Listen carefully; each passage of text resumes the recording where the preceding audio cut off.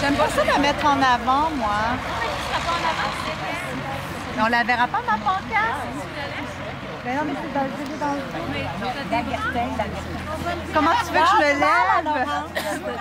On regarde la pancarte. Ah oui, de dos. Alors, Laurence, je vais me mettre de dos. Mesdames et messieurs, gens de la vigile, c'est le temps de débuter la conférence de presse. On vous invite à passer.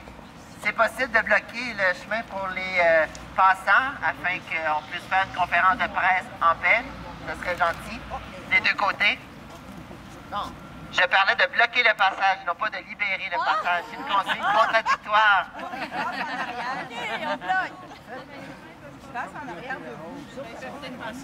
Les gens feront, comme quand il y a des constructions, passer sur l'autre trottoir, s'il vous plaît. Alors, vous autres, avancez-vous, les gens vont avoir tendance à passer derrière.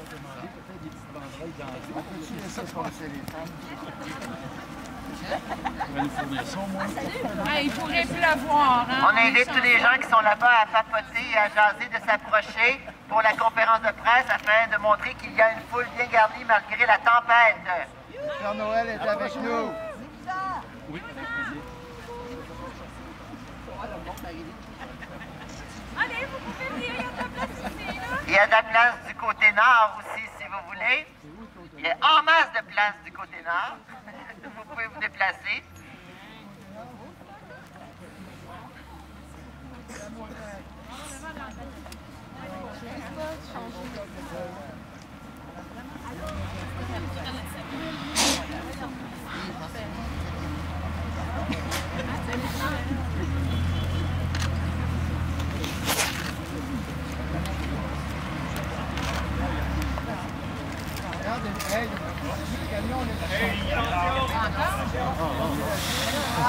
C'est les SPVM.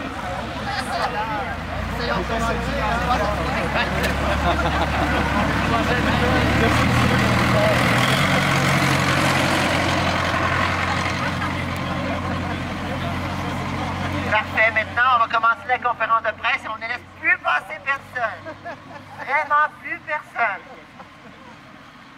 Donc, bienvenue à tous, bienvenue aux gens des médias qui viennent couvrir la conférence de presse. Alors, compte tenu des conditions de température, on va faire ça quand même simplement. On a 4 porte-paroles aujourd'hui qui vont vous faire une déclaration chacune. Et après ça, on aura les questions, une période de questions pour les journalistes. Donc, vous pourrez lever votre main et poser votre question sans aucun problème. Donc, dans l'ordre aujourd'hui, nous aurons Claude Perron de Tête Blanche, Carré Rouge. Nous aurons également Lisiane Roch de la Ligue des droits et libertés. Nous aurons Carole Gélina de Mère en colère. Et nous aurons Lisette Guertin qui va venir lire une lettre qui avait été écrite plus tôt cette année. Donc, voilà, je laisse la parole à nos porte-paroles et bonne conférence de presse.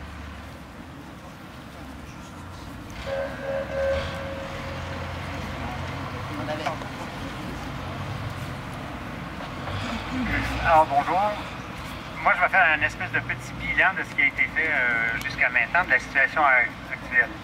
Donc c'est un bien triste bilan. Entre 1999 et 2006 au Québec, il y a eu plus de 2500 arrestations à caractère politique, surtout à Montréal. Le Comité des droits de l'homme de l'ONU, dans son rapport sur le Canada, s'inquiète du fait que, et je cite, « La police, en particulier à Montréal, pratique des arrestations de masse de manifestants et de manifestantes, brimant le droit de manifester, le droit d'assembler et la liberté d'expression. » Fin de la citation. Le comité va même jusqu'à recommander au Canada de mener une enquête sur la police de Montréal. Ça, c'est dans le passé.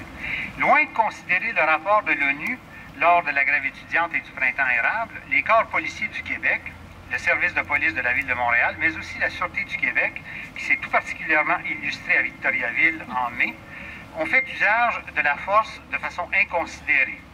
Charge tout azimut dans les foules de manifestants et de manifestantes, matraquage, poivrage, charge à cheval, usage de bombes lacrymogènes, de bombes assourdissantes, de balles de plastique, avec comme résultat de nombreuses personnes blessées, dont certaines en garderont des séquelles toute leur vie.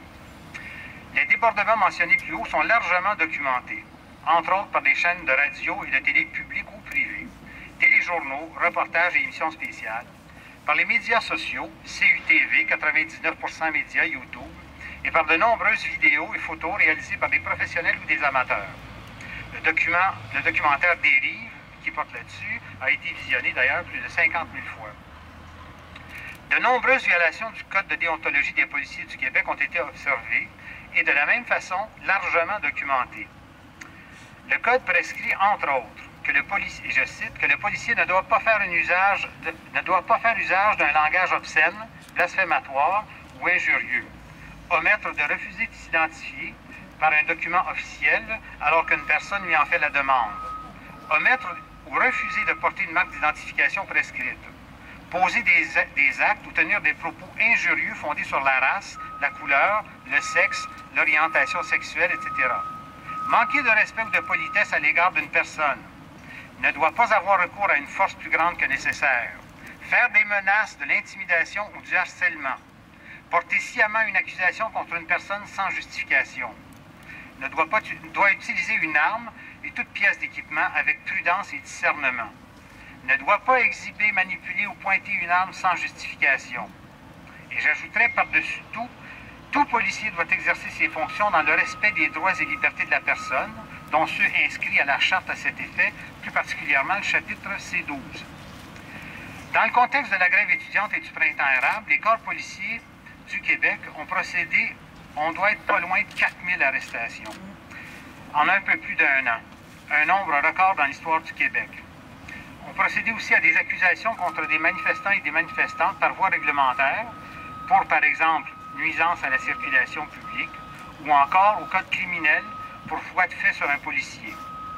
Comme le faisaient ressortir les journalistes de l'émission Enquête de Radio-Canada, émission du 28 février 2013, malgré un nombre record de plaintes déposées au Bureau de déontologie policière, les citoyens et les citoyennes hésitent à porter plainte parce qu'eux-mêmes sont visés par des accusations criminelles de la part des policiers.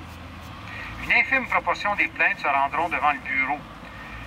Le code du matricule 728 démontre par ailleurs que les sanctions en déontologie ne contribuent pas à cerner les comportements répréhensibles. Et cela se poursuit. Le mardi 26 février dernier, violente répression d'une manifestation pacifique dans le cadre du sommet de l'enseignement supérieur. Le 5 mars, charge à cheval et 72 arrestations lors d'une manifestation de nuit. Vendredi dernier, le 15 mars, 240 arrestations avant même que la manif contre la brutalité policière se soit mise en marche. Il n'est donc pas question pour les directions des corps policiers de faire amende honorable, de reconnaître qu'il y a de nombreux et de graves problèmes qui doivent être étudiés et auxquels on doit apporter des correctifs. Parmi les actions qui ont été entreprises à venir jusqu'à maintenant, de nombreuses lettres ont été adressées aux médias. Plusieurs organisations ont produit des communiqués de presse. Les candidats aux élections du 4 septembre ont été interpellés à ce sujet. Une page Facebook a été créée et on a plus de 1700, presque 2000 mentions j'aime, des amis. Des dizaines de milliers de personnes ont signé une des nombreuses pétitions contre la violence policière et pour une enquête publique. Il y a eu contestation devant les tribunaux du règlement municipal P6 qu'on utilise contre les manifestants. Enfin, de nombreuses lettres demandant la tenue d'une telle enquête ont été directement adressées au gouvernement libéral ou péquiste, par le PQ lui-même, quand il était à l'opposition, donc adressé au gouvernement libéral de Jean Charest, par Québec solidaire, Amnesty International section Québec, 180 profs d'université et chargés de cours, le SPUC, les Têtes blanches carrés rouges, les Mères en colère et solidaires, les profs contre la hausse, la FNEC-CSN, le Conseil central du Montréal métropolitain, l'Association des professeurs et des professeurs de l'Université du Canada, le Syndicat général des professeurs de l'Université de Montréal, la Fédération québécoise des professeurs et des professeurs d'université, les Artistes pour la paix, Occupons Montréal, 99% médias, un regroupement de 31 organisations de la région de Québec et dernièrement plus de 60 organisations de la région de Montréal sous l'égide de la Ligue des droits et libertés. Voilà.